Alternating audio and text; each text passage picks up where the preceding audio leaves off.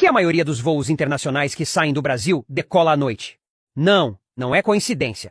E tem muito mais por trás disso do que você imagina. Por trás desse simples detalhe está uma engrenagem gigante que envolve logística, fuso horário e até o conforto dos passageiros. Grande parte dos destinos mais procurados pelos brasileiros, como Europa e Estados Unidos, está no hemisfério norte. E adivinha? Lá, o fuso horário joga a favor dos voos noturnos. Decolando à noite aqui, você chega lá de manhã ou no início da tarde.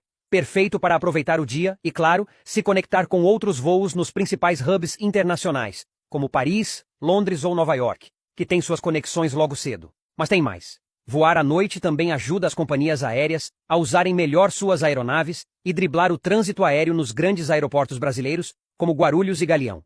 Menos tráfego, menos atrasos, operação mais eficiente. Ou seja, por trás de um voo noturno existe uma estratégia bem pensada. E você nem fazia ideia.